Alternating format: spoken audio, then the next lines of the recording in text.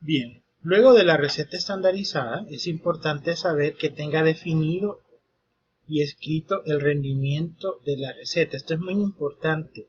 Si la receta no lleva el rendimiento o no lleva eh, las porciones que tiene esta receta, pues al momento de identificar cómo sacamos el costo no lo vamos a poder hacer. Entonces es importante que la receta estandarizada tenga su rendimiento, que es la cantidad de porciones que se elaboran con esa receta. Otro elemento muy importante es respetar las cantidades y unidades que se encuentran en la receta, ya que eso garantiza que para el rendimiento que tiene la receta se mantendrá la calidad y la cantidad de los alimentos. Otra cosa muy importante que las recetas estándar, como su nombre lo dice estándar, por ejemplo, si tenemos una receta para 30 porciones de 3 leches, recuérdense que va a haber un momento que se va a tener que realizar 400 porciones, 100 porciones, 80 porciones. ¿Qué significa eso? Que si necesitamos saber cuánto vamos a gastar de materia prima, vamos a tener que hacer una conversión con regla de 3 simple, que eso lo vamos a ver la otra semana, para poder sacar el costo de la materia prima y de todas las obligaciones financieras que nos lleva a calcular los costos. Entonces, las recetas estándar son la base para calcular los costos de de otras cantidades de porciones de la misma receta. Bien, ahí observamos un formato corto de receta estandarizada. Vemos el nombre de la receta, que es arroz con vegetales. Vemos el rendimiento, que son 10 porciones. Y vemos el número donde está el orden correlativo, que va desde el 1 hasta el 7.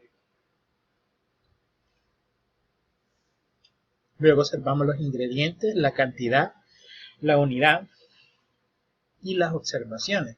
Si ustedes se fijan, para una libra de arroz generalmente se sacan 10 porciones. Entonces, ahí tenemos prácticamente los ingredientes y las cantidades. Ahora, hay un pequeño error en esta receta que hasta ahorita me estoy fijando. Abajo habla sobre un fondo de pollo y arriba hay taza de agua. Entonces, en este caso, vamos a obviar el fondo de pollo porque ya está las tazas de agua. Pero si en dado caso la receta no tuviera agua y tuviera fondo, habría que verificar la receta de fondo también, porque esto es muy importante, ya que algunos arroces se elaboran con fondo o simplemente se les coloca consomé, ya sea de pollo o de carne, ¿verdad? Entonces ahí están las cantidades, esas cantidades se respetan para el arroz con vegetales, que tiene 10 porciones. Si ustedes se fijan, y ahí hay un elemento en la sal y la pimienta que se llama 1 en cantidad y tiene S.G, eso significa suma global. Esta unidad nos permite colocar un precio estimado, por esa razón es una cantidad de suma global. En este caso, como es pizca de sal y pizca de pimienta, generalmente esa pizca a veces no tiene, por ejemplo, 5 gramos, 3 gramos, 1 gramo, sino que se coloca por pizca. Entonces, en este caso, se coloca SG, suma global, que significa un precio estimado de ese ingrediente. Bien, entramos ahora a los costos en alimentación, y esto es bien importante que ustedes pongan bastante atención, ya que todo eso que ustedes ven ahí implica para realizar un costeo. Ahora, los costos en alimentación van a depender de muchas cosas. Digamos, usted quiere vender pupusas, ¿ok?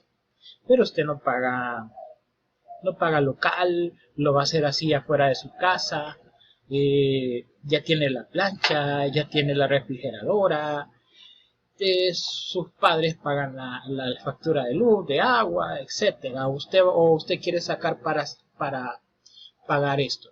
Entonces, si usted es un emprendedor informal, a usted le interesa calcular costos unitarios, costo por materia prima, costo total de materia prima y la utilidad para poder sacar el costo por porción comestible. Significa cuánto costaría cada pupusa.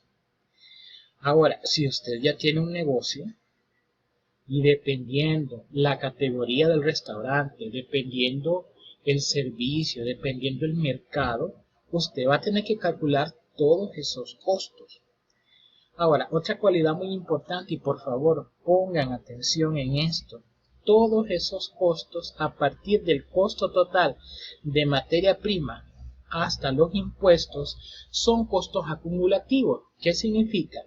Calculo el costo de materia prima, pero para calcular el costo directo tengo que multiplicarle al costo de materia prima un porcentaje de costo directo. Sumo los dos costos y ahora para calcular los costos directos multiplico el porcentaje de costo indirecto por costo directo y después ese factor que yo multipliqué lo sumo a los costos directos y ya me da la suma de costos indirectos. Y así sucesivamente hasta llegar a los impuestos. Como les digo, en esta explicación solo están un ejemplo que vamos a ver al final, pero sí es necesario que ustedes entiendan esta dinámica.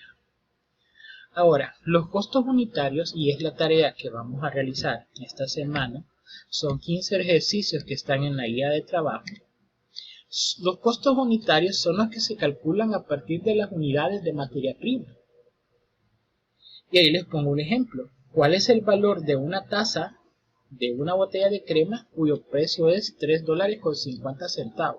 O sea, la botella de crema vale $3.50, pero ¿cuánto vale una taza? Entonces, observen bien. Aquí lo que debemos de conocer, es el factor de unidad. Una botella tiene 3 tazas, ¿verdad? Ok. Ahora, si la botella cuesta $3.50, lo que vamos a hacer es que este $3.50 lo vamos a dividir entre las 3 tazas que tiene la botella. Entonces, la fórmula sería precio por taza va a ser igual a precio por botella entre el número de tazas. Entonces, el $3.50 lo colocamos y sabemos que una botella tiene 3 tazas, por lo tanto, 3.50 sobre 3 es $1.17 por taza. Un poco carita, ¿verdad? Pero así se calcularía el costo unitario de una taza. Vamos a ver el siguiente ejemplo. Una bolsa tiene 25 kilogramos de carne de posta negra. Calcule el precio por libra de carne si la bolsa cuesta $135. Ahora, nos está diciendo primero, calcule el precio por libra de carne. ¿Qué significa? Que si tenemos 25 kilogramos de carne en esa bolsa, debemos de pasar los kilogramos a libras para poder dividir los $135 entre la cantidad de libras que tiene la bolsa de carne. Entonces, ¿qué significa esto? Primero, vamos a pasar los kilogramos a libras. Un kilo tiene 2 libras, por lo tanto, 25 kilogramos por 2.2 libras entre 1 kilogramo, kilogramos con kilogramos se van, nos queda 25 por 2.2 libras entre 1 y multiplicamos 25 por 2.2 y nos da 55 libras. Entonces, 25 kilogramos son 55 libras. Entonces, para calcular el precio por libra de carne, colocamos el precio de la bolsa, que son $135, entre el peso en libras, que es 55. Entonces aquí está 135 entre 55 y nos da un valor de 2.45 por libra. No está muy complicado. Lo que usted tiene que hacer es ubicarse en la unidad de medida que va a ser la conversión para poder dividirlo entre el precio. ¿Verdad que en algunas ocasiones la cantidad que va a dividir es 1, o sea, es la misma unidad, por lo tanto, se coloca el precio de una sola vez. Costo por materia prima.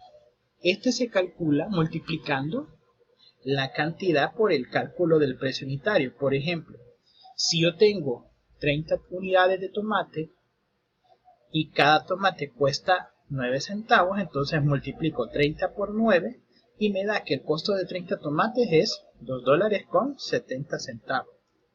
Ahora, el costo total por materia prima es la sumatoria de todos los costos unitarios por materia prima. ¿Cómo así? Observemos este ejemplo. Tenemos un postre de 3 leches. Estos son los ingredientes. Esta es la cantidad de cada ingrediente, la unidad de cada ingrediente. Y por ejemplo, como explicaba anteriormente, la cantidad de harina suave por el precio por onza. Este 0.02 sale de dividir $18, si no me equivoco, entre la cantidad de onzas que tiene el saco de 50 libras. Entonces, al sacar ese costo unitario, yo lo multiplico por 8 y me da 19 centavos.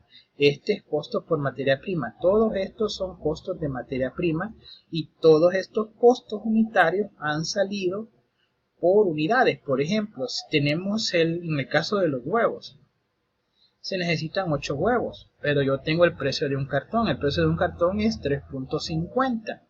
Entonces, ¿cuántos huevos trae un cartón?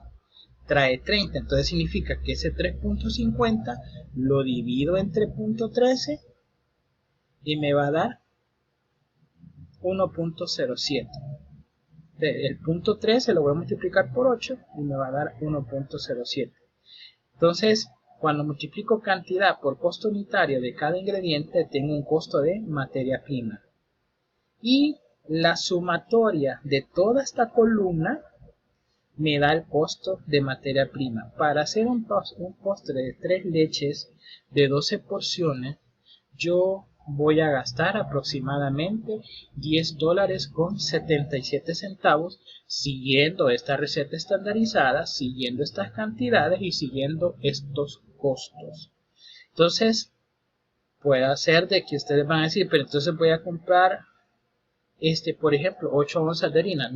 No necesariamente usted va a comprar 8 onzas de harina porque no se las van a vender. Le van a vender la libra. Pero esto nos ayuda a tener un mayor control porque al final vamos a saber a cuánto vamos a dar esa porción de 3 leches.